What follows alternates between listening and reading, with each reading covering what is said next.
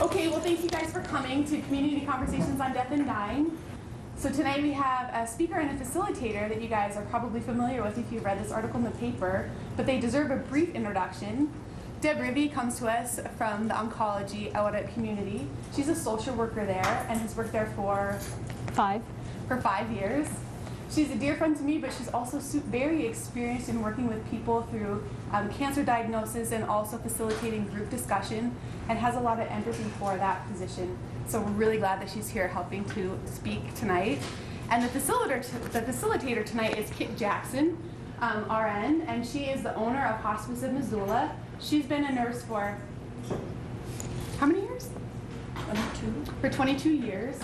She has a lot of information about palliative care. She's done pain management for a long time, and is someone who we always go to for our team when we need to know what will work for different patients. And she speaks nationally to educate physicians and mid-level providers on how to treat pain.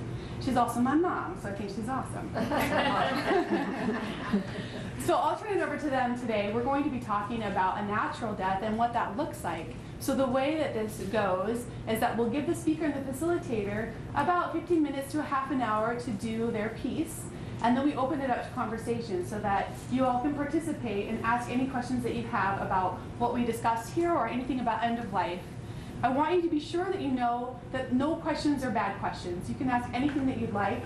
There's no one here judging except for me, and you don't have to worry about me. So just feel free to ask whatever you'd like to ask, and know that you're in a sacred place here, and that we're happy to help you with whatever sort of discussion that you may have. Lawrence has his hand up. Well, in response to your question about the rules, if you'd like Yes, me to, please do. I think I'm pulling some of it up. Well, first of all, there are quite a few of us here this evening, and so brevity could be very helpful, give everyone an opportunity to speak. I like to personally encourage people not to try and solve other people's problems. You know, people may want to speak their truth, but not necessarily make that an issue in a circle. So that's a good thing to remember. It's also a good idea to really be listening to what's being said. Some of us will be formulating what we want to say while people are talking.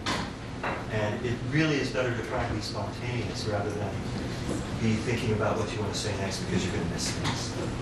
You're going to miss things. It's not easy to do it, but please try that.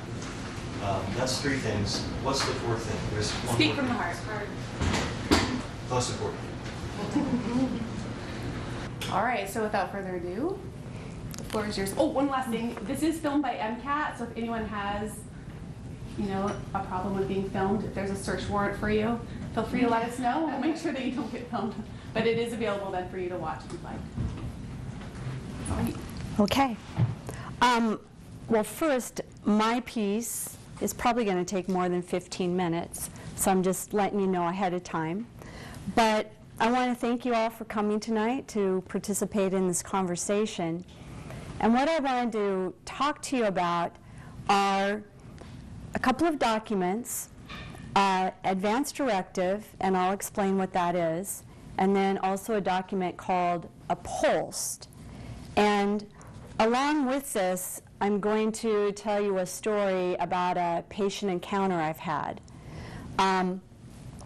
Just starting out, I've brought copies of advance directives so that you can all follow along. And I also wanted to let you know that I have Kit here to be able to add clinical insights and information as I'm talking, and then she's going to share a story with you. After I talk about these 2 documents, what I want you to be thinking about the whole time is to consider if our society was as well trained and conditioned to allow a natural death, as opposed to how we're trained to do CPR, what would that look like, and what would that feel like, and how would we act? So I just want you to kind of hold that in your minds as I'm talking tonight. So, starting out, and I also want to pass out another document. This is a copy of the POST. So advanced directives are called advanced directives because you're able to record what your directives or directions would be for your healthcare wishes when a medical crisis happens. This is the document that we use at Community Medical Center, the My Choices document. St. Patrick Hospital uses the 5 wishes. And personally, I think this is a much more comprehensive document. Gives you a lot more situations to think about, a lot more options. However, ours does the job for you also. So in an advanced directive, you usually have a living will and a power of attorney for health care. But these forms come in all different shapes and sizes. You can download these off the internet. You can certainly get these from us at the hospital. You can always call me if you need these for yourself or family. The 5 wishes had not been available online until I was searching yesterday, and I saw where I believe you can do these online now, complete them, and you can also print it off and you can email it to your physicians. Otherwise, St. Patrick Hospital may be your source for getting these. So, advanced directives have been around for about 25 years. It is a document, again, where you're able to state what your health care wishes would be for when a medical crisis occurs. On our front page is the living will, and this is the document where a physician has to determine that you have a terminal illness, and in the opinion of that physician, that you're going to die in a relatively short period of time without life-sustaining treatment. So those 2 situations have to be met for this to be acted upon. This is a document where you're able to state that in that situation when death is imminent, that you would wish to have life support withheld or withdrawn. On this document, about a little over halfway down, there is an item that you can mark with that wish. There's also that you can mark that I provide no directions at this time, and therefore it would fall to your family to make those decisions. There are also 4 different items at the bottom that come into play in end-of-life situations. The first item is simply that you want to have dignity and respect. I have yet to meet with anyone who has opted not to have that choice. That seems pretty clear-cut. The next 2 items, though, have to do with artificial nutrition and having fluids given to you. Those have to do with whether or not you would want artificial nutrition given to you through a tube in your nose or through your stomach, IV fluids given to you through an IV. And we have a book, Hard Choices for Loving People, that is they're placed around, and it really does go into what happens if you choose artificial nutrition, one way or the other way, because oftentimes it's just an immediate situation where people are, they've hit a crisis and they're thinking, well, I have to do this for my loved one right now. But this book really entails what happens down the road. What are going to be the choices if you choose yes? What are the choices down the road? And what are the choices down the road if you choose no? So it's just a great book for people who aren't in the medical field, who haven't thought, who wouldn't know that far on down the line, what the repercussions of those decisions might be. The fluid and nutrition question comes up often, and patients often say, well, you certainly wouldn't starve me or have me be dehydrated. And what I explain to them is when a body is dying and shutting down and you're giving fluids and nutrition, the body can't process that, and so you start to retain fluids, and it becomes very uncomfortable. So it helps the person to understand that we're not starving you and we're not dehydrating you. Your body simply doesn't want that. And these choices only come up if you can't speak for yourself. I mean, just because you fill it out and say, I don't want it, you know, if you show up at the hospital and say, hey, I want these things, this document has no bearing then, as long as you can speak for yourself. I know my folks, you know, I've talked to my mom repeatedly about this to make sure, and then now I get teased, you know, like if I'm just sneezing, you know, don't let me go. No, Mom, honestly, as long as you can speak, you can do whatever you want. And that's a really important point, because the patients I help at the oncology clinic, they're there, they're getting chemotherapy or other treatments, and they're looking at me like, why would I be doing this when I'm sitting here getting treatment? And I explain that this is when you're imminent. As long as you're able to speak for yourself, you can make whatever decision you want. This is also a very fluid document. You can change it at any point in time. Did you have a party around this one time? When the Nancy Curzon and Karen Quinlan cases were very prominent in the press, and I've been very passionate about advance directives for a very long time, but I would tease my friends that I was going to throw an advance directive party, and they would look at me like I was a bit twisted. And then those cases came up in the press, and so they were coming to me to say, would you have that party now that you've always threatened? So I did have the party, and about 30 friends came, and they all completed advance directives, and most of them have them filed in the Choices Bank, or it was Choices Bank then, it's now the Montana End of Life Registry. The moral to my story is, if you have a party like that, don't drink before you do the documents. And it was a party,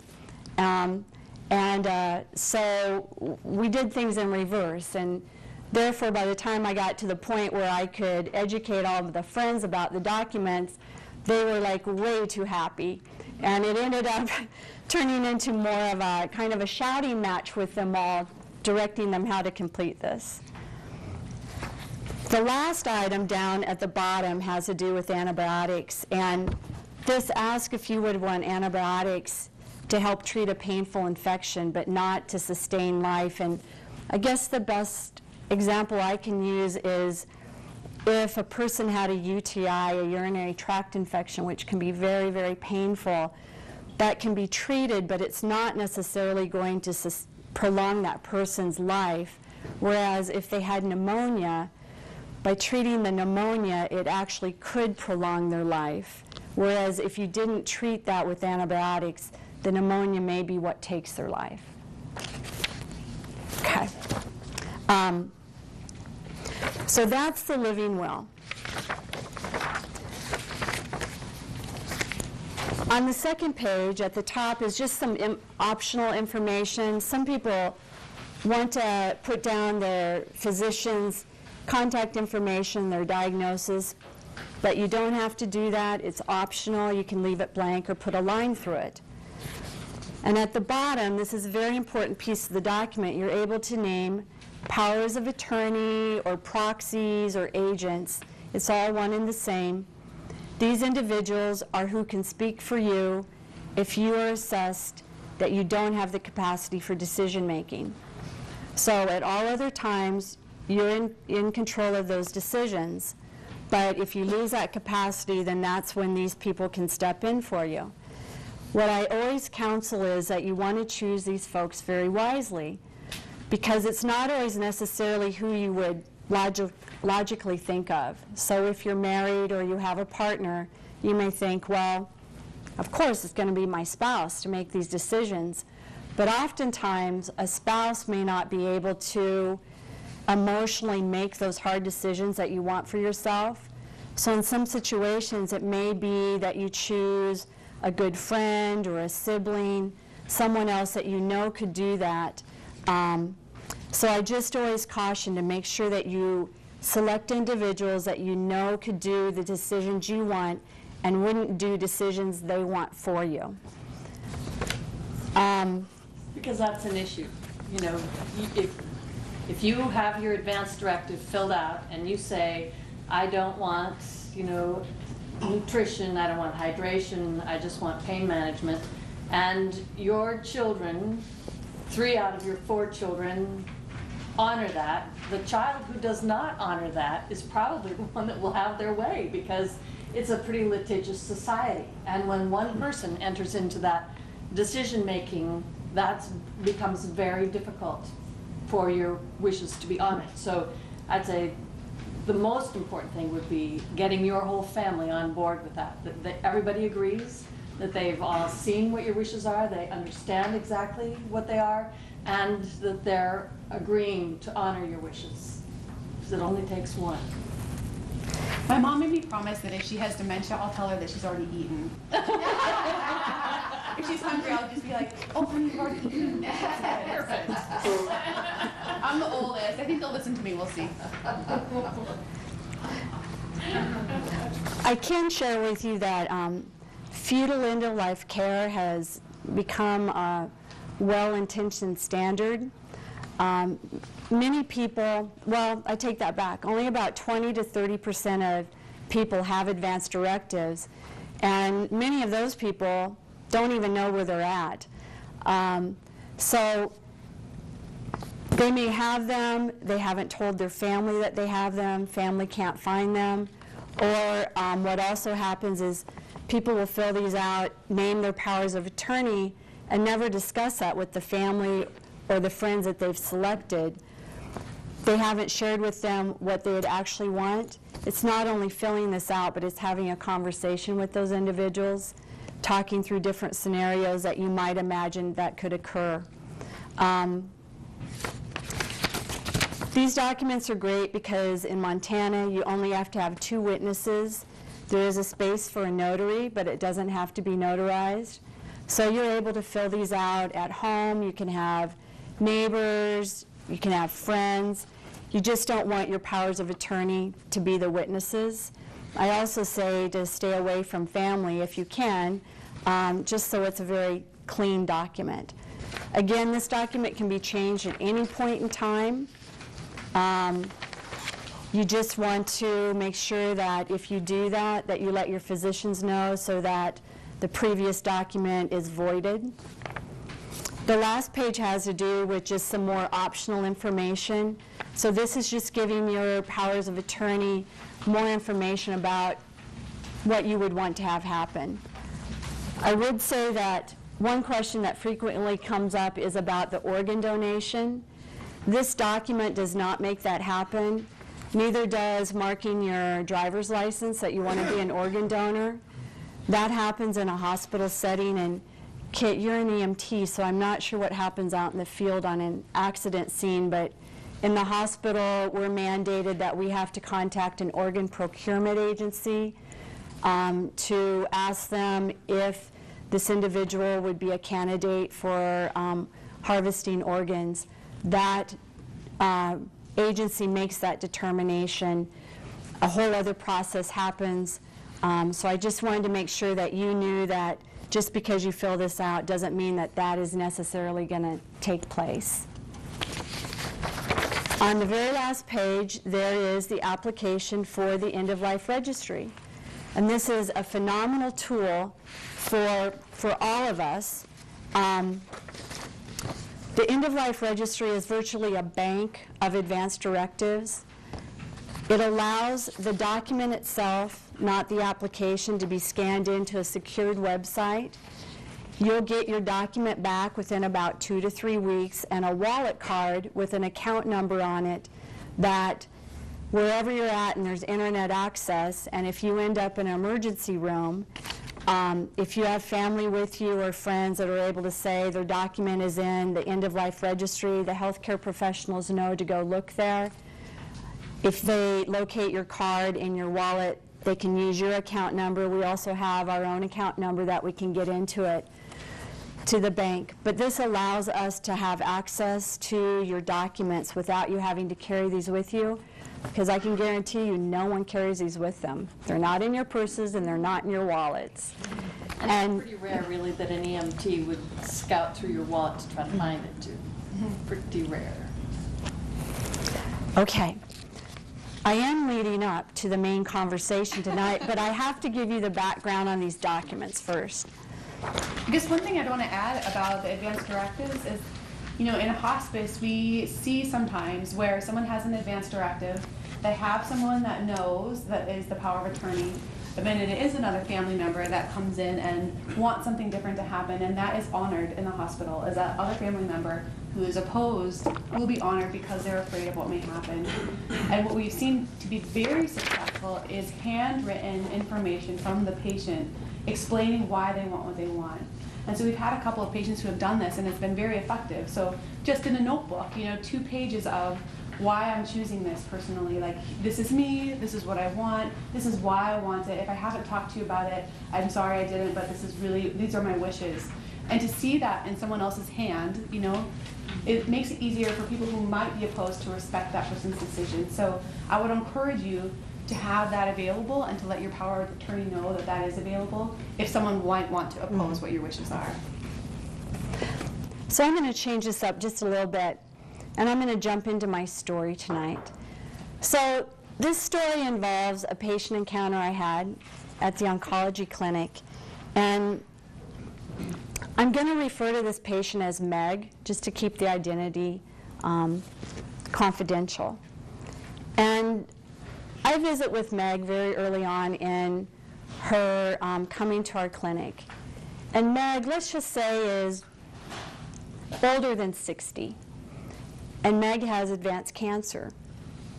So when I first meet with Meg, she was very focused on her quality of life. She talked to me almost immediately about what she values as quality. She asked questions about physician aid in dying. She let me know that she was willing to receive treatment as long as it could be proven to be benefiting her and treating the cancer was responding. But if any point in time the treatment was not working and her quality of life started to suffer, she no longer wanted it. And she just really wanted to make that clear to me. So during the course of conversations, she wanted to have the advanced directives filled out. Now, another thing to know about Meg is that she's pretty unique. She is independent, lives on her own, in fact, lives downtown. She has enjoyed going out on walks and being active within the community. Meg does have family in town, but she was very intent on living on her own, independent of family. So with Meg, I go through everything I just did with you on an advanced directive. We get that all done and completed. Family's there, family's supportive. Family's named as a power of attorney. So we get that done. So then Meg says, so if something happens to me, I won't be resuscitated, right? You know, I've got my document done, so that won't happen to me. And I said, no. We need to go back and revisit about the advanced directive, because a myth that I continue to run into with individuals is they think that by filling out a living will that it's the same thing as what we've referred to as a do not resuscitate, so that that person doesn't want to have CPR done to them. So what I start talking to Meg about is an entirely different document which I handed out to you all, and it's called the POLST. And I'm holding the lime green pulse because this is the original. And what the difference is, the full name for this is a provider's order for life-sustaining treatment, but that's a mouthful, and we like to refer to it as a pulsed. What the difference here is the advance directives are legal documents, but again, it's your stated wishes for what you would want to have happen at end of life. In the best of circumstances, that's followed as long as your family is supportive of it. This goes back to why it's important to have conversations with family and or friends or whoever you've named as powers of attorney so that everyone is in agreement with what you would want at end of life. I've worked in the ICU at Community Medical Center, worked there for 7 years, and seen it happen where individuals would have advance directives. We'd get the family together, death was imminent, and there would be family that would say, no, keep everything going, let's try something else, we're not ready. And the doctor will back off, and even though we have the advance directive and it's on the chart, the doctor will not take that liability of following the advance directive when there is dissension within the family. So again, it's really important to have those conversations with families, your power of attorney, so that everyone would be supportive of what your wishes are. So the pulses or the advance directives are a legal document, but they don't go far enough to prevent resuscitation. The pulsed, on the other hand, is a doctor's order. These are available online. You can Google this, you can download this. It would look just like what you have in your hands, but without a doctor signing this, without a doctor stating that you have a terminal condition, that within the next year the potential for needing life-sustaining treatment, without having a trained facilitator who's been trained in completing a pulse also sign it, it's not a valid document. I did have a patient come in just recently who had downloaded it online. She had filled it out. It was all a done deal, and she handed it to me. And it's like, this is great, but this is not a valid document. So I just went through it with her, talked to the doctor. Doctor was supportive. Doctor signed it, and then it was the real document. Another interesting thing about the pulsed is the patient always gets the green copy. Is there a question? Oh.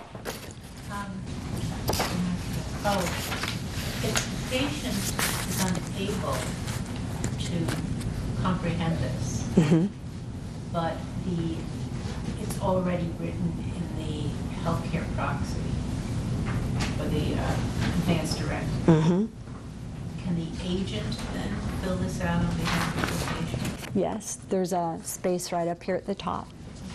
Very good question. The green form is given to the patient, and we instruct them to post this on the refrigerator, because in an emergency and when EMTs come, they're trained to look at the refrigerator. You don't necessarily have to post this like it is. I often say put it in an envelope, label it pulsed, but they'll see it, they'll know it's there.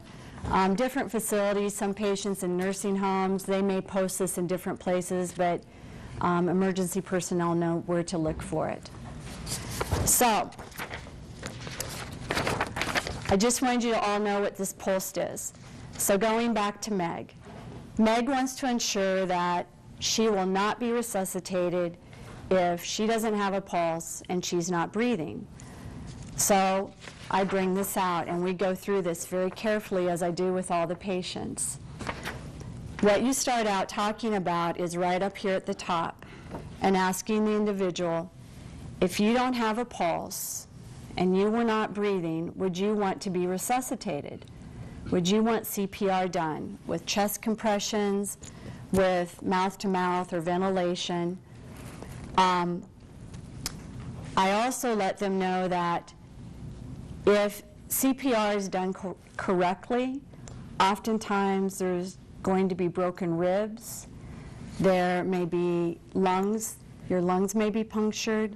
Depending on how long you're without oxygen, there could be brain damage.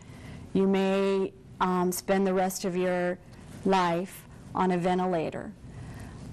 I like to be as truthful and honest with individuals as possible because I believe our media has done an injustice to what really happens. I've been in the hospital when what we call a code is called. So if a patient is not breathing, there's no pulse, the emergency systems get activated in the hospital. There is a lot of drama involved. There's probably 12 or more people in the room. Family are cleared out. It's not like it's on TV.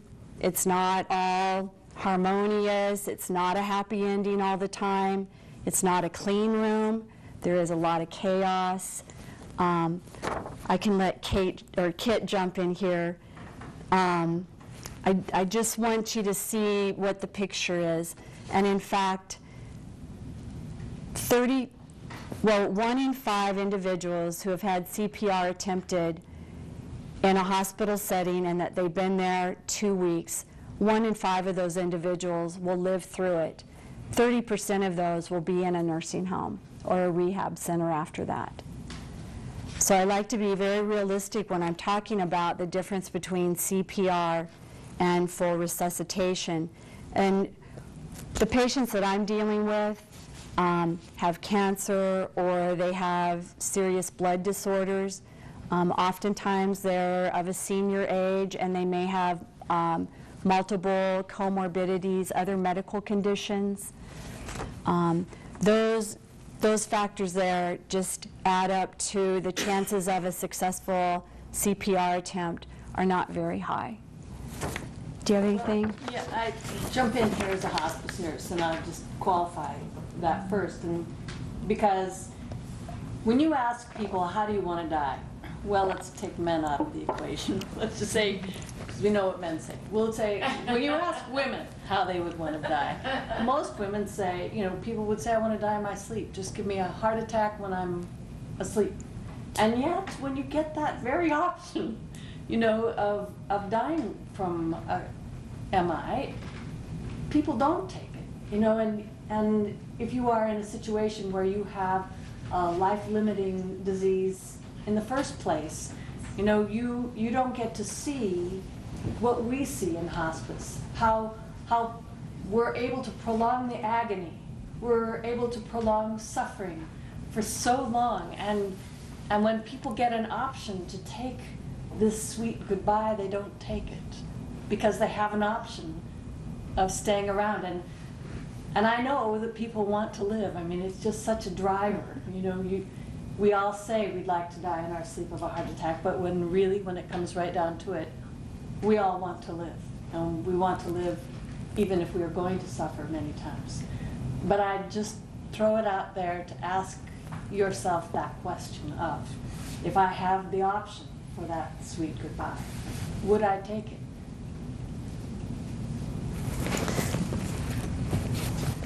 So, with my patient Meg, I'm going through the post.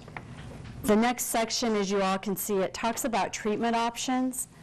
And I go through this very carefully with all patients. I want them to know all of their options. I want them to have all the information in front of them. I talk to them. Now this section, the next section is a little different because it talks about if the patient has a pulse and or is breathing.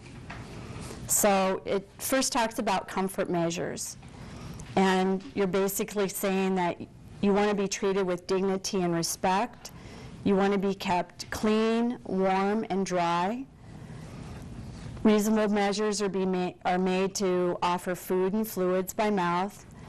Use of medication, positioning, wound care, and other measures are given to relieve pain and discomfort.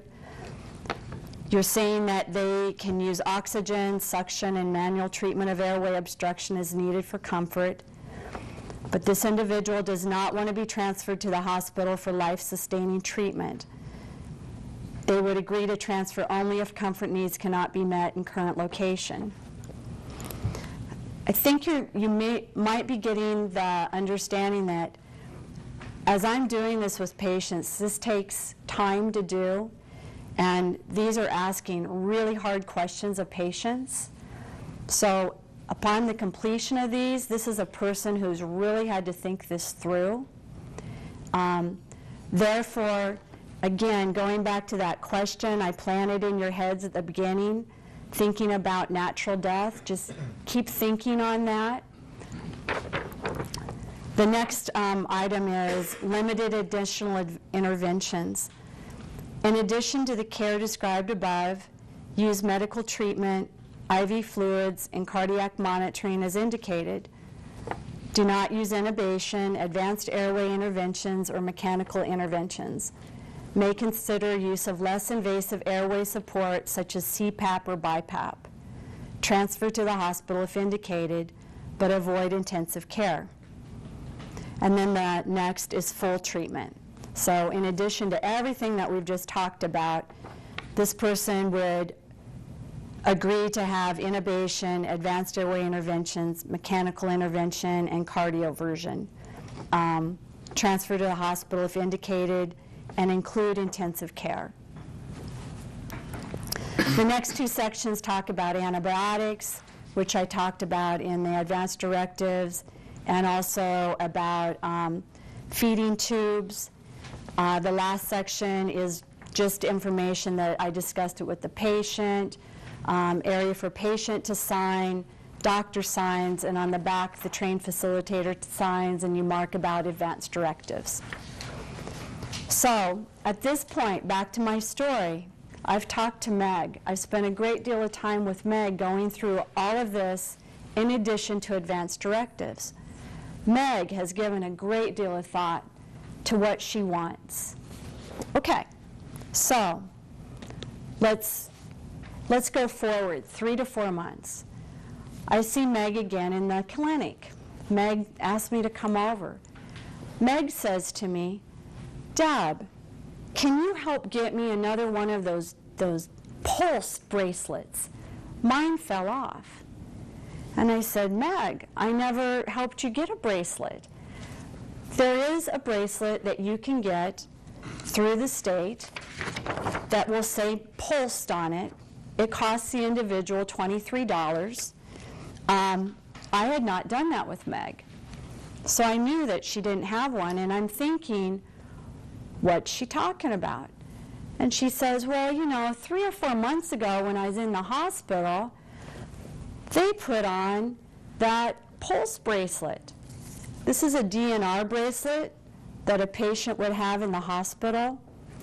When patients enter the hospital, in most situations, you're asked about full code, do not resuscitate. If it's something like you're delivering a baby, that may not be asked. But when someone has a serious medical condition, this is asked. If they're a DNR, this band is put on them. So Meg, for 3 or 4 months, has had this DNR bracelet on, but over time, these are plastic, and this fell off and broke.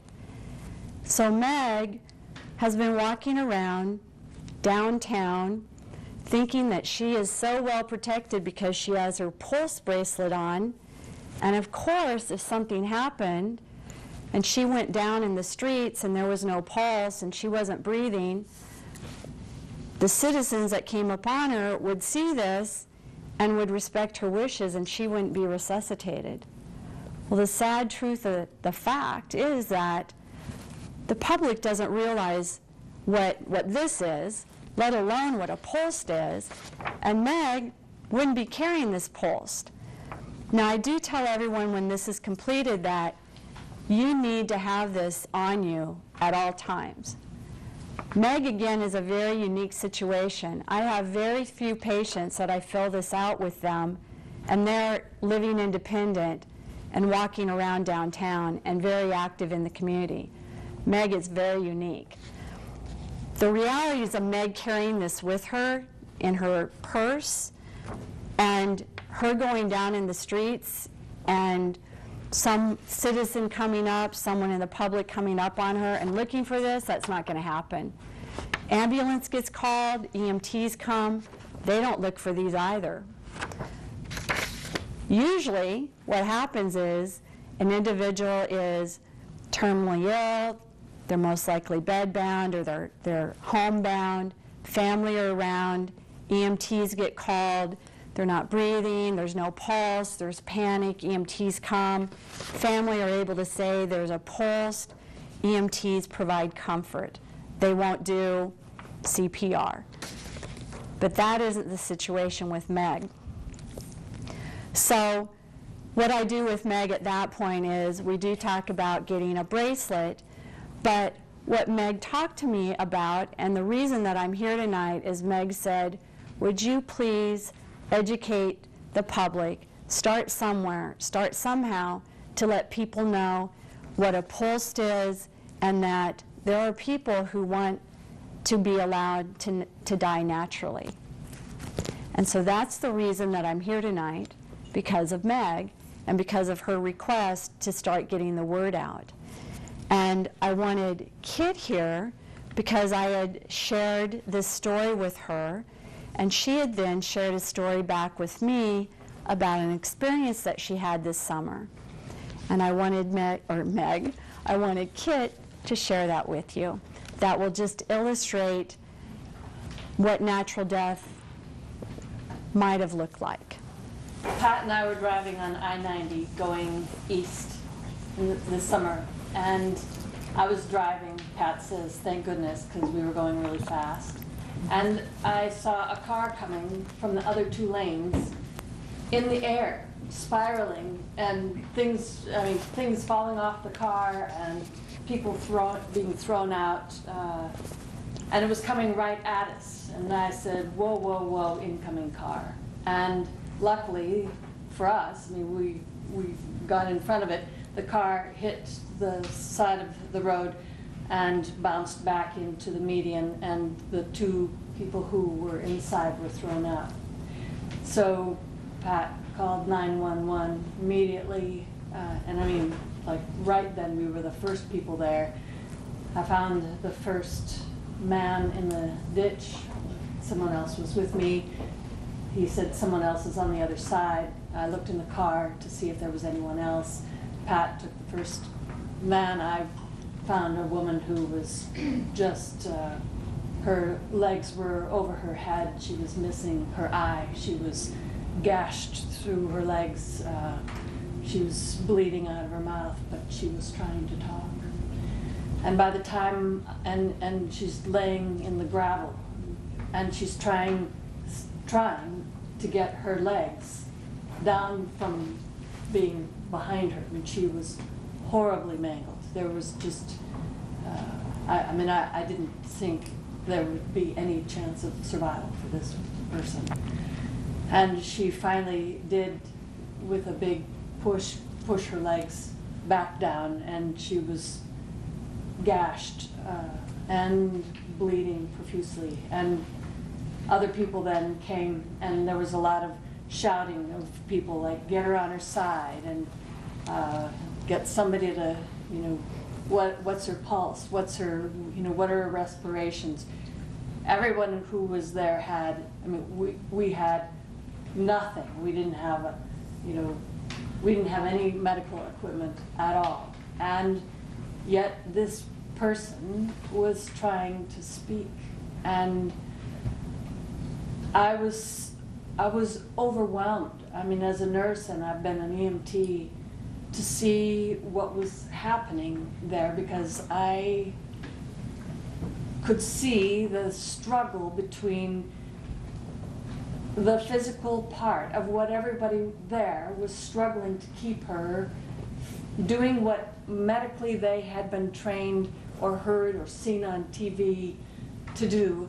And I saw someone who had still that spiritual life left for maybe a few minutes. And I was overwhelmed with the need for someone to be with the spirit of that human being. When all the racing around, and it did turn out to be futile, she did die. And when that was all said and done, the one thing that was a sure bet was that someone could have been with her spiritually to say, instead of people yelling, stay with us, be here. I was the voice in her ear saying, go away.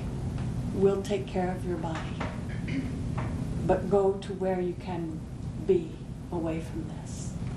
This is, we'll respect who you are, Think of better thoughts, join a better place. I was just,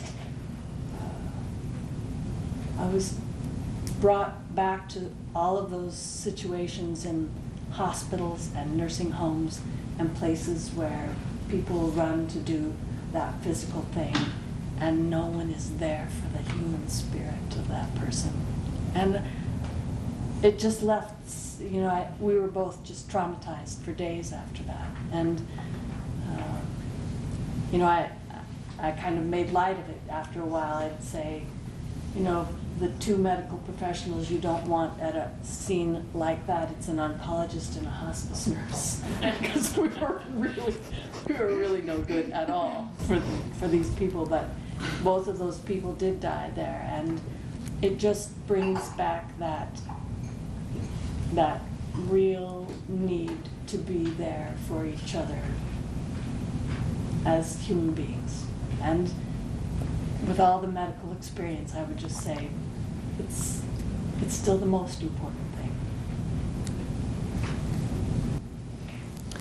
So with that, I wanted to open up the conversation and just ask you, what would that look like to be with someone who is imminently dying, and instead of doing and racing around and possibly doing CPR, if you just were with them, held them, talked to them, as Kit said, go to where you need to go. It's okay.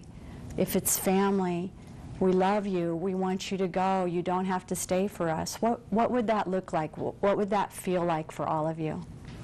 And that's where I want to open up the conversation.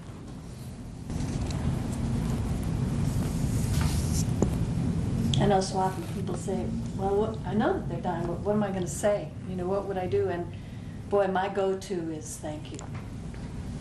Thank you for being here, for being with me, for the things that we've done, for my experiences with you, for what you have done in the world, what you've done with your families. Thank you is always easy. Yeah. Because I've never actually watched someone go through a natural death, and the person who's very ill is my mother. If I were to be with her through these stages, I feel that I would need someone to coach me as to, oh, this is what's happening now, and when this happens, that happens, and this is what she might be feeling, and now is an appropriate time to request medication or pain medication. I think I could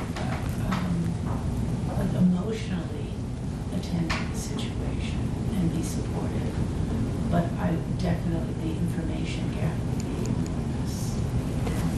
It's the fear of the unknown, I think, What? It's that fear of the unknown when you're So there. who provides the information? Yes, then I think you're not so afraid, when you know Right, that these but are the who natural provides the things. information? Where does one get this information? And that's where hospice would come in. So not knowing if that's a service that's ever been offered to you and or your mother, hospice would be ideal. That's what these ladies are all about, and others here in the audience. So hospice is able to have a nurse, a social worker, a chaplain, bathing attendants, volunteers come to the home. They're there to be your coaches, to provide clinical intervention to be helping you through that whole end-of-life process. Always at home, or is there also a hospice facility? When is one It- or the other? It depends where your mother lives. Does My she? mother lives in New York. New York. I'm going to assume in New York that they have inpatient hospice facilities or hospice houses. We don't currently have a hospice house here. Typically, it's done at home here. There are a few of the skilled nursing facilities that the hospice agencies are allowed to come into. I'm going to think that New York has a lot more options than we do as far as inpatient or hospice houses, which are really lovely. We used to have one years ago. You know, I'm looking at that, I'm a nurse, but I always worked in ICU and the cardiac cath lab where it was always emergent resuscitation. And my mom passed away about 9 years ago, and shortly after she died, I was given a book called Final Gifts. And it's a very easy read, and it goes through all those end-of-life kinds of things that are happening and how they're feeling. And you want to bundle them up, but they really only want a light sheet. And all those things are the end-of-life thing that they're feeling, and it's a really great book. Thank you very much. The neat thing about hospice is that it can happen anywhere. So hospice can be provided wherever you call home. If it's in a skilled facility or an assisted living or in the hospital, in a tent, in a car, you know, hospice can come to you wherever It's you a are. support service. It is. And a lot of people think the hospice is a place. And, you know, because we see hospital, that's where you go. We go to the doctor's office, that's where you go. And so we're very location-based when we talk about medical care. The hospice actually comes to you. So it's just Now, different. are there several hospices in Missoula, or is there just one hospice organization? There are several. So there are 3 that are in Missoula. One of them is Partners in Home Care, and that one has been here the longest. And they also have a home health and an IV, you know, piece of their organization. There's also Rocky Mountain Hospice, which is pretty new. They've only been here for a few months. And then there's Hospice of Missoula. Are That these is nonprofits, or? one of them is nonprofit, and the other 2 are for-profit. So there's a mix, you know, that it just really depends on operationally and tax-wise how they want to And work this their is with organization. medical insurance, and medical insurance. It's covered by Medicare, Medicare. and then many private insurances, if not all, cover it as well. So most of the people who access hospice, I'd say like 90% are through Medicare, Part A. It's a different part of Medicare. And if you were younger and you weren't receiving Medicare, you could have Medicaid or your private insurance cover that. And Medicaid covers too, right? And the VA also does. Getting back to kind of more of the spiritual question, I recall an experience I had when I was in training years and years ago, working at the VA hospital in Nashville, Tennessee. And there's a veteran there, who's passed away, and he was a medic. He was in most of the major battles in Europe during World War II.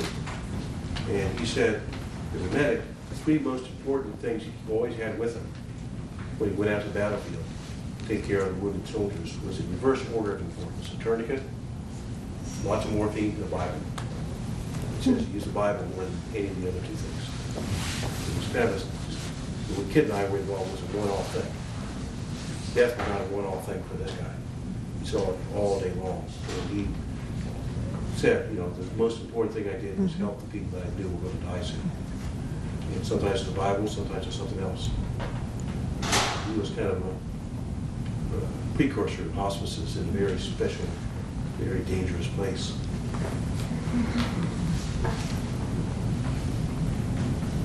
How many people here have an advanced direct or a pulse? Wow, really good.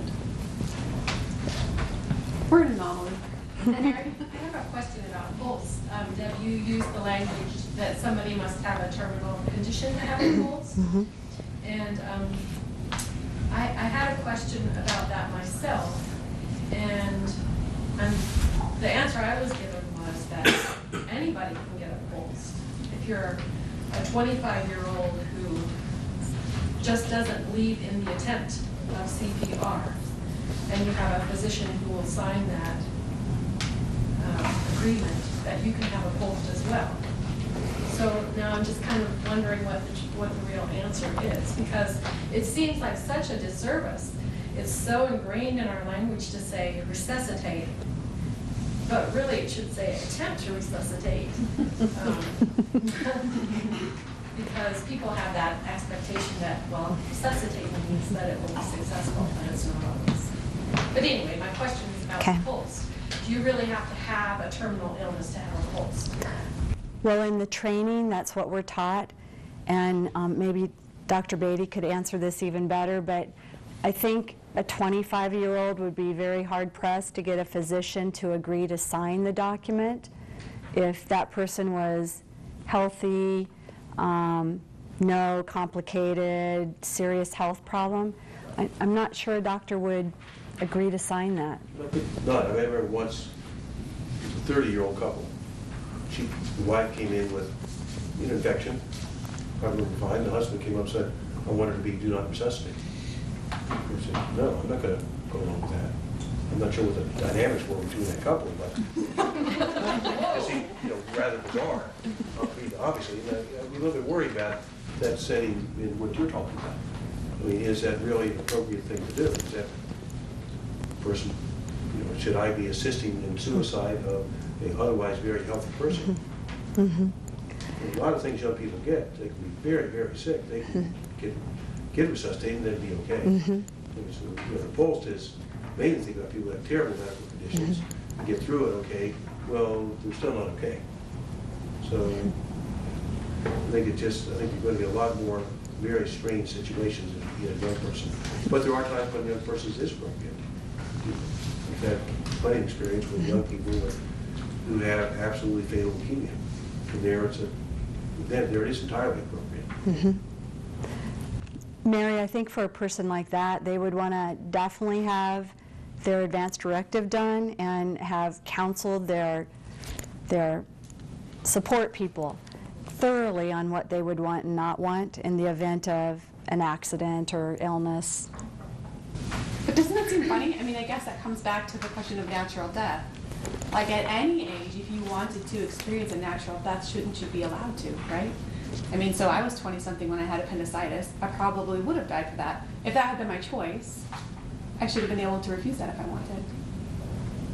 But I didn't.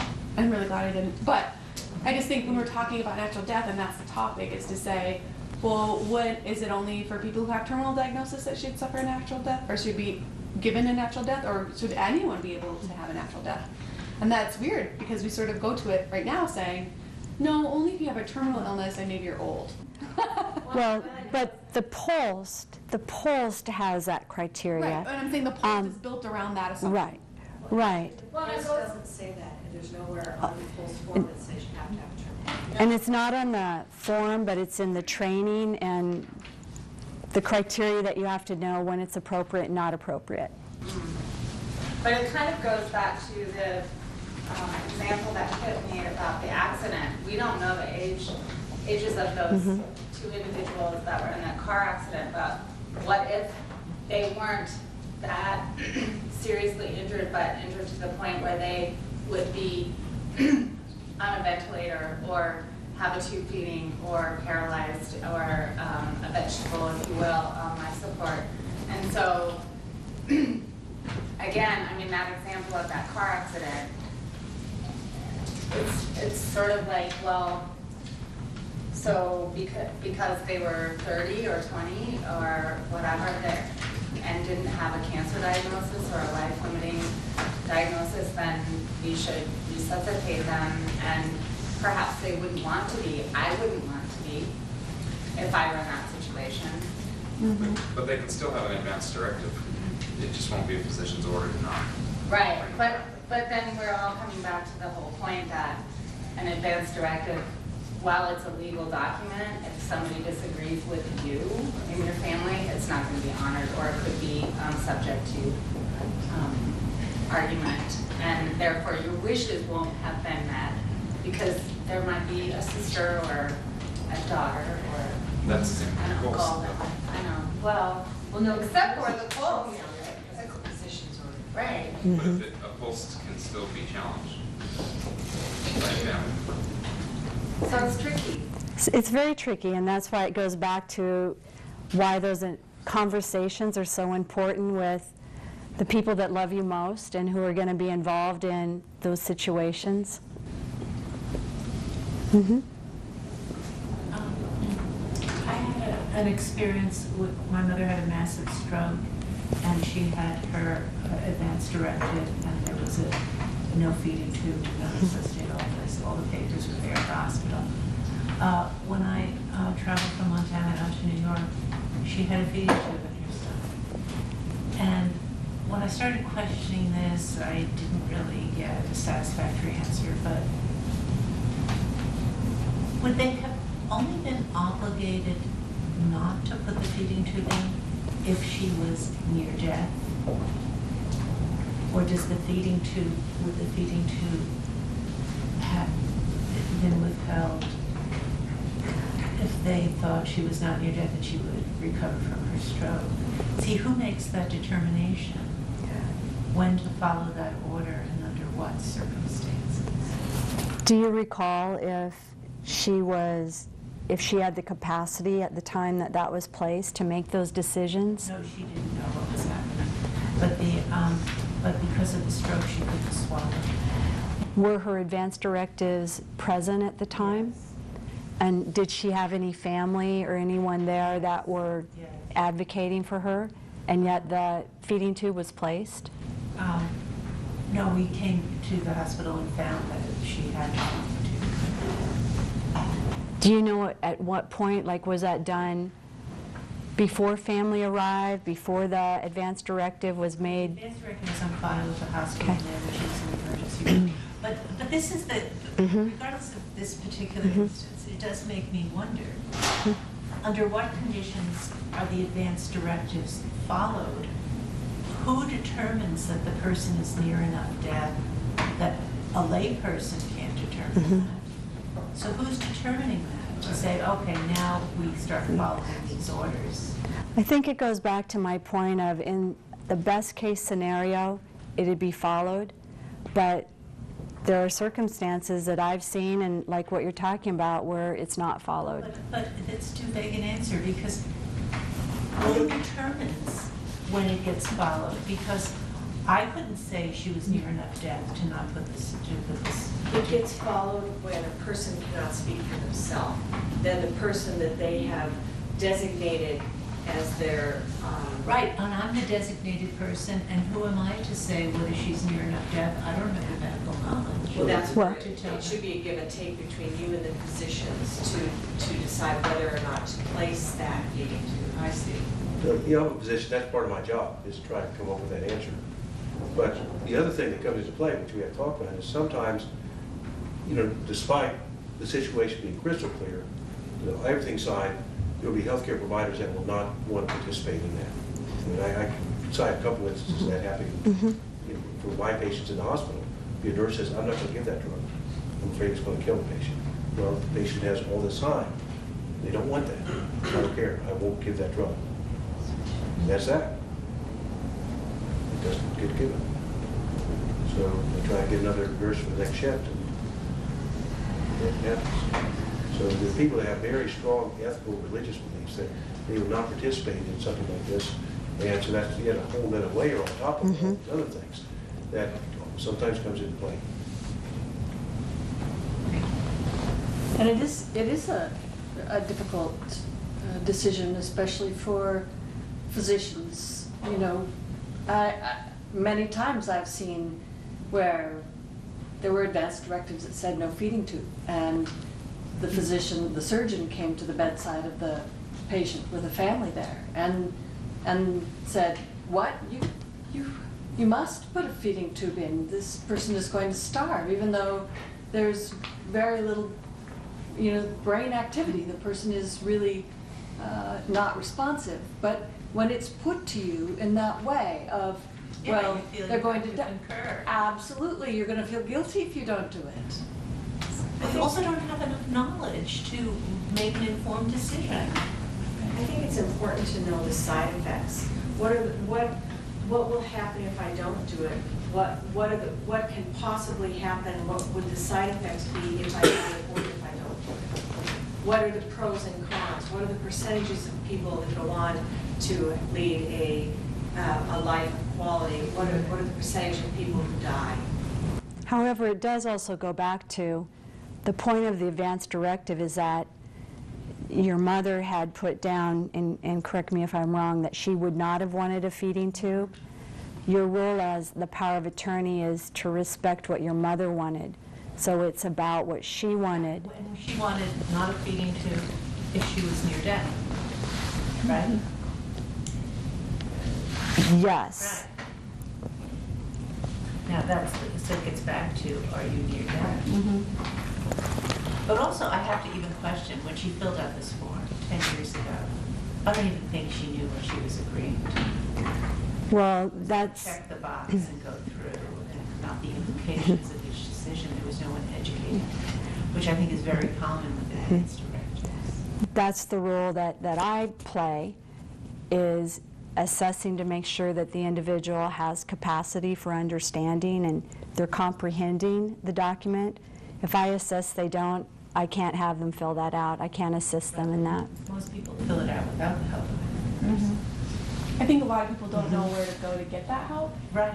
And, just for our knowledge, you can go to either hospital, you can go to the oncology center, you can go to any hospice, and they have trained social workers that, whether you're on service or not, or in their hospital or not, they'll help you walk through that. So you can help direct people to that place.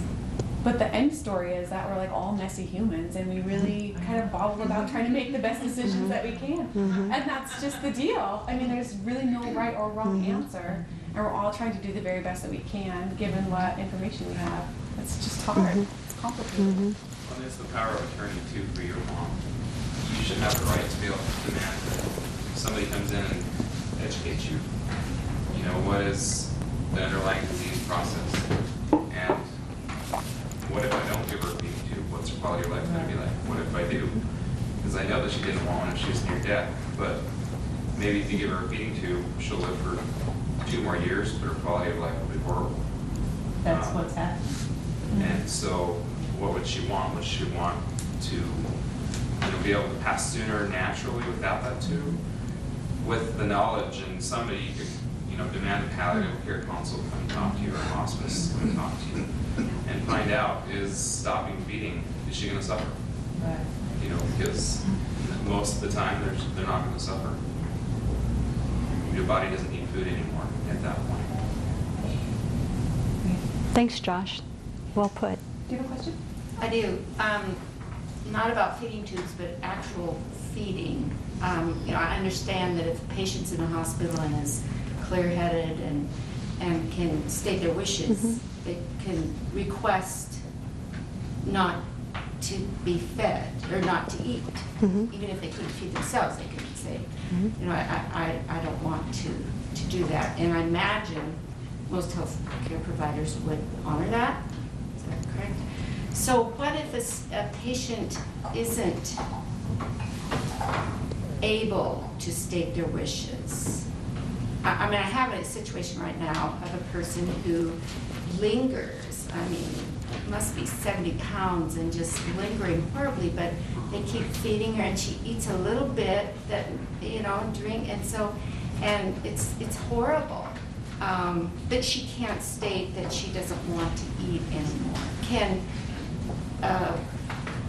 medical power of attorney, based on the wishes, request that they quit feeding her, and will that be honored? They can request, but it's a question whether it will be honored or not. It depends on where they are. Yeah. Mm-hmm. If they're at home, sure, that's not hard. But if they're in a facility, they have their own requirements, and it's very hard to get them to honor something like that. And we've had families that have gone to court, trying to get that honored, and it's nearly impossible. Yeah. So move her home.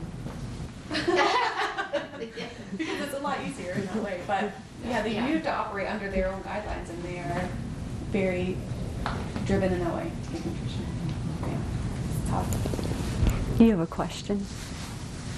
This isn't why I'm here, but I never had heard of this post before. And I have a granddaughter that is 21 years old, and she has hardening of the heart muscle. And then 2 years ago, they put a defibrillator in her. And she has had a couple meltdowns. because she does not want to be brought back if she should go. And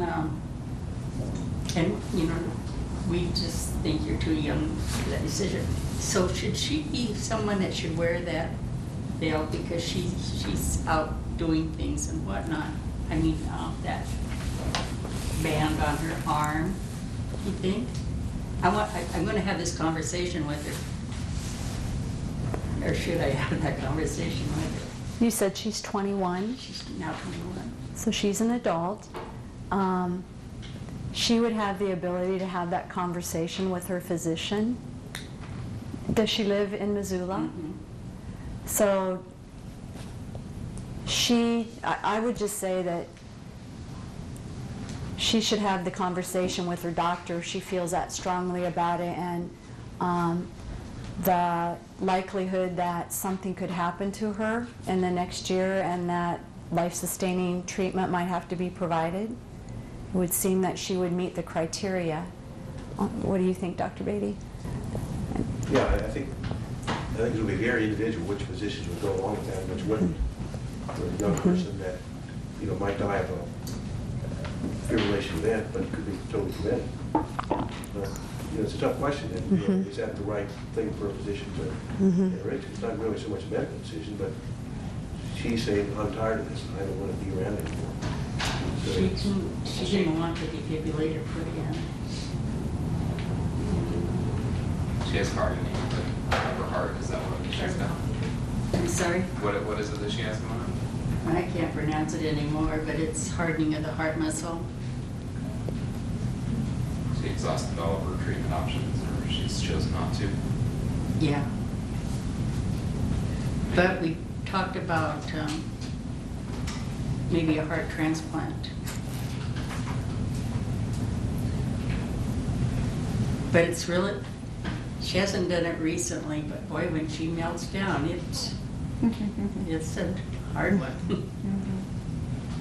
And you feel guilty because you want to keep her. Yeah. And that's So- why those discussions are so hard when family wants them to stay around. But do you think I should mention that ban for her? Well, she couldn't have the band without the document being completed and supported by the physician. Should I let her know that it's available to her? Absolutely. She's got options, regardless of if she can have a pulse or not. She still has the right to decide if she wants something done or not. As And long then to as- put it back in her court. Thank you. Anyone else have any questions? You had mentioned that a hospital will not follow someone's wishes because it violates their procedures. Are there procedures based on not getting sued? I mean, or why are they, like in the case of the woman who was describing, the woman who's 70 years old or 70 pounds and still getting fed? That's in it. So that's in a skilled nursing facility or in an assisted living facility, not in a hospital necessarily, but we have seen that happen where a skilled nursing facility and assisted living facility have their own regulations that they're operating under to have licensure under the state. And what we've been told by them is that they are obligated to feed people. And even when a family member disagrees, even if someone has a wish that is contrary to that, if they're not able to say that for themselves or to refuse food, they have insisted on feeding them anyway. So that is true, and that is what happens, unfortunately. Not all the time. Some assisted livings have different protocol, but it's definitely something to ask if you were looking at a skilled facility or an assisted living facility. When I get to that point where I do not want to be fed, is that something that you would honor for me or for my family member? I think that would be a good consumer question for sure. So it doesn't sound like it's a state regulation. It sounds like it's something that the regulation that the hospital itself has with their insurance company or something like that. Is that what it is? I mean, because it's your lawyer saying they're worried about Yeah. malpractice suits, wrongful death suits. I mean, I've never Doctors are operated. terrified of that because it happens all the time. Yeah. Particularly if they recognize there's a, you know, like we say, the kind of the outlying family member that wants everything done. It's usually the family member has been involved with that person for a long time anyway, feels guilty about things.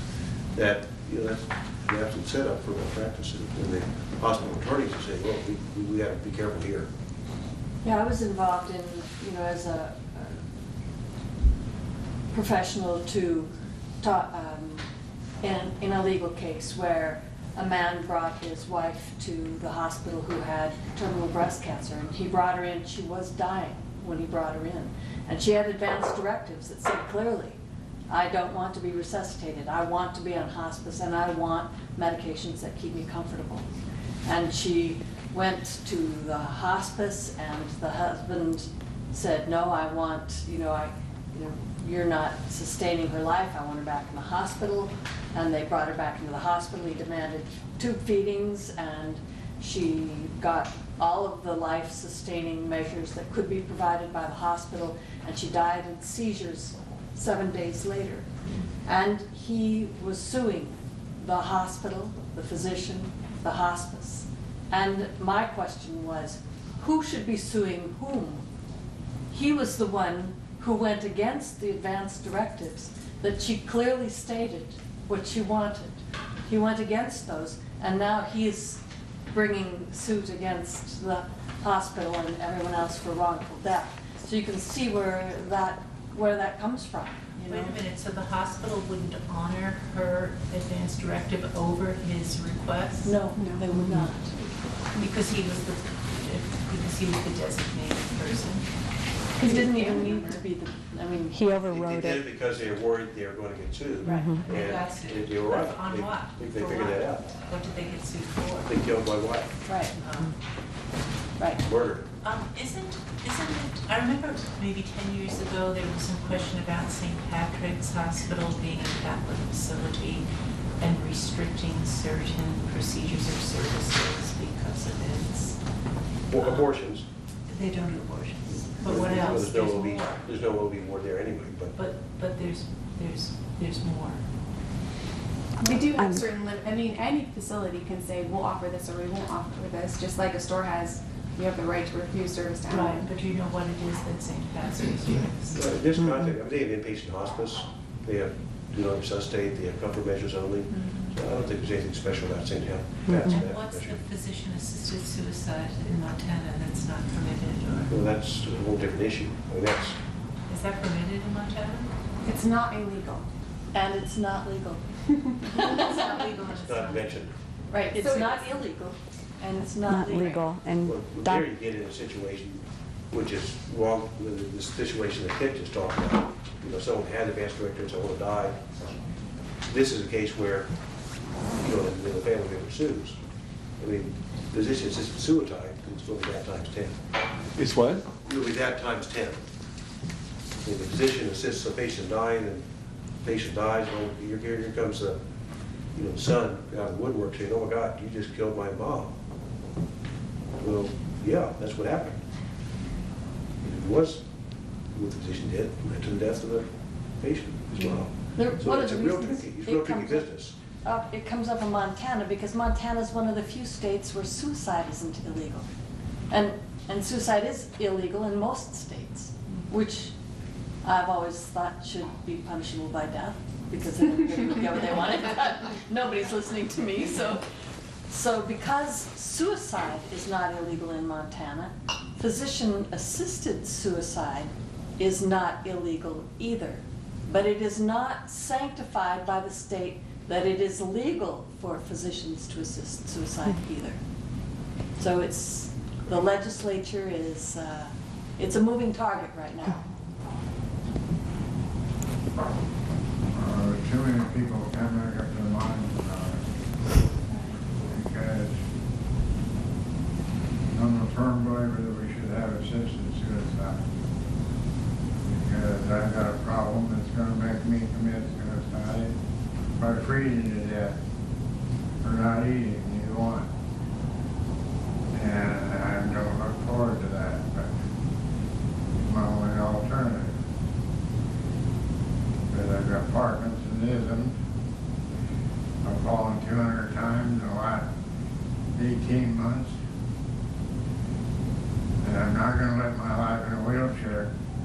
I can't walk anymore, I'm ready to die. I think it's a damn shame I can't do what I can use them. I think it's a damn shame. There may come a day, you know, in Montana where we're like Oregon and Washington and other states where we do sanctify it, and it's not just a whim. You know, a person goes to their physician and they have it documented that they have a terminal disease and that they are in their right mind, and they have to ask again in 2 weeks, and then, you know, if the physician says that they are in their right mind and that they do have this disease, they fulfill a prescription and the person can take it and be dead if they want to. So, you know, it's still a possibility. Montana has such a high rate of suicide in older people. Well, it's no wonder. Because we're individuals and we lived on our own for so long, and we're not about to know to the system. Getting back to that power of attorney. I lost my wife 4 years ago from broken blood vessel in her brain. And I had signed the People's Choice, it used to be then. We did it down in the library in the hospital. And they couldn't find a record of it. And they wouldn't do anything for her until outside of pain medication right then, you know.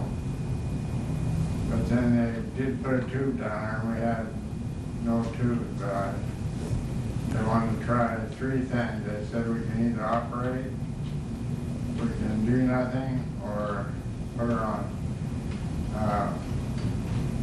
diuretic. I said, let's try a diuretic. I found out later on that they were still looking for my living will. But it went to Helena. But during the meantime, they couldn't find it. So when I had my new will made out, I made damn sure that it's listed in Helena now. But, It sounds like a pulse is something that you need to take to your doctor, to get that pulse filled out with your doctor. Yeah, that would be all right. Yeah. I think you'll find no one in this room disagrees with you. A lot of people outside this room that would disagree with you. So, I feel for you. Well, there's one thing about it, there's lots of illnesses out there that's worse than mine. Except when you start losing your nervous system. That's the worst thing I can imagine. That's living hell. Every day is living hell.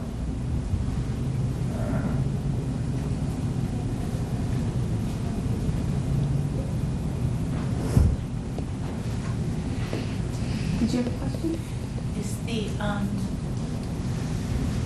Is the living will that you passed out recognized by other states? So if you are a patient in New York, would this living will not be recognized if I were a patient in New York? If you live here, you fill out your advance directives here, you travel there, Right. and something happens, they would recognize it. But if you were a resident there and filled out our advance directive, or you moved from here to there, I would say fill out the New York advance directives. Different states have their own documents. The 5 Okay, so wishes. other states can access that data bank in Helena? Mm-hmm. The 5 wishes is actually good in many states, so that you don't have to worry. It lists in the back the states that recognize it. Oh. So, if the 5 wishes is multi-state, Mm-hmm. but it's registered with the state of Montana, Mhm. it's still recognized by those other states, Mhm. even though it's in the database. Mhm. Okay, thank you. Mm-hmm. Does anybody else want to talk? I'm going to ask another question. Go ahead. Go ahead. It's kind of brutal. And I can either ask it or I'm going to come and talk to you later privately. I have an uncle. He was born blind. His mother died when he was 3. the family were all young. They all lived, they were farmers. And Grandpa just kind of raised them. They all kind of raised themselves. Thank God they all turned out good. And so when my mom and dad got married, my mom had my grandpa and my uncle and the haying hands and all that. And taking care of Uncle Warren started to become a problem. Or it was just too much. He's just uneducated. He's a smart person, but he's never been, when he was 20 years old, they raised enough money, they were going to send him to a blind school. And I think it was Great Falls, and they said he was too old to be educated, so they sent him to Boulder. So the next 20-some years, he's there. And when they emptied the same asylums and rest homes, or nursing home, or whatever, but Boulder brought him back to Stevensville. And he was in a nursing home, and then he got up to Hamilton, and all the family they're all dead, and my uncle is now 90 years old, and may probably be 91. And he was in this assisted living up there, and it was a really good place for him. He was real comfortable. He would walk around, and he has 2 girlfriends, and one of them came from Boulder with him. And they sold, about 8 years ago, they sold the nursing home, or the assisted living is what he was in. And he had all the freedom. He'd ride on the bus with them as they went around and picked up all the people and took them to the opportunity. And they go all the time up to Darby and up to climb the painted rocks and all this kind of. He was always had that little social life, but nothing extra. So when they sold, we had to take him out because they didn't want anybody that would become a problem. So I had him bring him down to the nursing home. And in the nursing home, because he's blind, I had the hardest time trying to keep him walking. He loved Roy Rogers and Gene Autry movies, and he liked funny books and all this stuff. And I spent so much time with him because everybody thinks because he's blind, he's not all there. And he doesn't really carry on good conversations. It's just real cute. You say, "Oh, you look cute today," and he'll say, "Will you marry me?" And just things like that. He's really good. But in this time, and I've had a couple of heart attacks, and February had a blood clot on my heart, and so now I have the doctor called it a chest of metal, armor of metal or something. It covers my heart. So anyway, I'm the only one to take care of him, and I can no longer take him out because I just couldn't keep the nursing home, keeping him active enough and moving around enough. The wheelchair, it became very hard because he just loved to go car riding. And so it's just, and now I can't take him out, I can't do nothing with him for the fun stuff. He would take his fingers and go like this and just press here all the time, and he wore all the meat and tendons, all the skin, everything off of his knuckles, so they started cutting off fingers so he wouldn't get an infection, and these wouldn't bleed or anything. So anyway, that was on this hand. So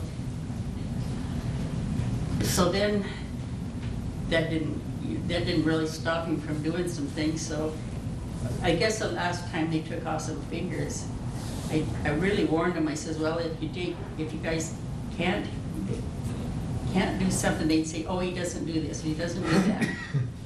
And it was hard for me. And I tried to do it myself and just not being there all the time. I never did find the things that he's supposed to be doing anyway. So I just said, well, when it starts on this one, I'm just gonna have the whole head cut off. When he had the last fingers cut off, the doctors cut the nerves and stuff in his arms. And so he's been about 2 or 3 years now. And so sometimes, usually he's just like this. His legs are stiff because he kept the thing between his legs and whatnot, and his toys are pink. And he never says he's in pain. And, I mean, we even had to have all his teeth pulled out of him because I think they just thought he wasn't mentally there. So he keeps living. There's nothing wrong with him. He was on all kinds of pills, and about a year ago I asked him to take him off the pills, and we found he didn't need any of them. And he doesn't really, you know, his food's all strained, and he hates it because, you know, it's just gross to look at, let alone try to eat it, I think, and it's kind of the same stuff every day. And there's not anything left to him, really, but he's just like this. They never turn him on his side. He never sits up in a chair. I tried to keep that going when we could do it. And then if I was out of town for 2 weeks, I'd come back and I just kept losing ground. And I don't know what to do because I'm really tired. And I'm the oldest one, and so I've had lots of deaths.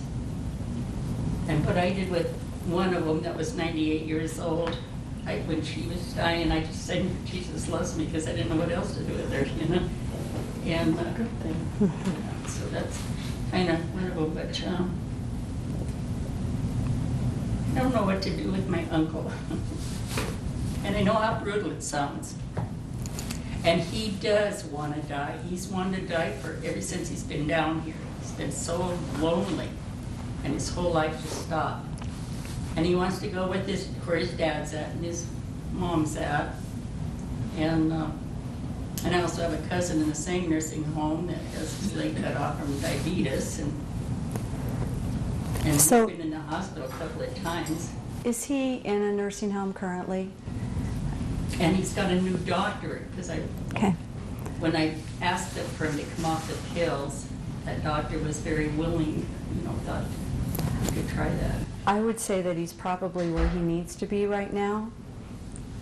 I don't know what you could do to intervene with that. I don't think there's anything. I pray the good Lord will take him, but he doesn't. And he wants to go to heaven. You know, you go in there to visit him, and So if it helps you to know that you're doing everything that you've been able to do, and just to forgive yourself, you can't. I feel guilty because there's other things that I want to do with my life, other things. But I mean, I just love that man, you know. I always just kiss him, and, you know, and tell him how much I love him and stuff like that. But there's no conversation. He no longer really says anything, and he's scared. I mean, like before, I thought, you know, because he was sick at one time, and then they took care of that. He had a bad infection, I guess. And at that time, I can't remember what I was going to say, so until it comes around again. I think what you're saying is you feel guilty that he is living this poor quality of life, and you know the good Lord's going to have to intervene on his behalf. You're doing what you can do, so if you can just allow yourself forgiveness to know that you can't do anything more, try to release the guilt that you feel. And I would just say he is where he needs to be. Do you think he could get a pulse? It would depend if it was assessed that he understood what was being asked of him and presented. So He's not to have anything done. We did that a long time ago. Okay. I guess that would be my recommendation. You just need to forgive yourself that you know, Nobody live your talks life to too. him. You know, they just don't do nothing with him. And so I feel bad because he lays there. If I didn't go over there for 1 week, he'd just be laying there on his back. He's never been on his sides. They don't turn him at all. I would recommend that you talk to the social worker at the nursing home. I've done everything I can. It's 8 years later. I'm sorry. And this probably isn't the setting that we're going to be able to take care of it and make it different for you. Can I say something about that? So you said he's not in pain? He doesn't complain of pain. Okay. I mean, if you touch him, he hurts. Okay. And I think it's because he's just laid there so long. Mm-hmm. So, but you said that he indicated to you that he doesn't want to die? He wants to die. He does want to die, okay. Do you have any outlet for yourself? Yeah. You have someone that you can talk to and help you think through things?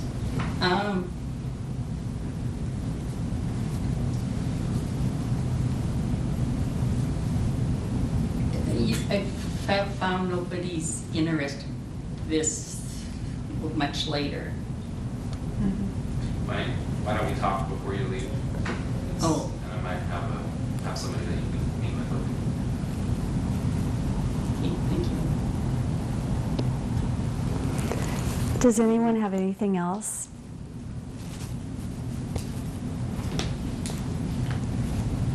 Well, I think that the conversation is concluded, and we thank you again for coming tonight. Thank you guys for coming. What is the theme next month? Next month is navigating the healthcare system, and that is done by an RN who is working for hospice. It's actually Josh Simpson, who's back here. He's the director of nursing for hospice. And it'll be talking about palliative care a little bit and hospice and how we can help people manage and navigate the healthcare system through all these different complicated pieces and what the resources are. Thank you. Yeah, no problem. Thank you guys for coming. You're welcome to stay and relax and chat with them if you need to.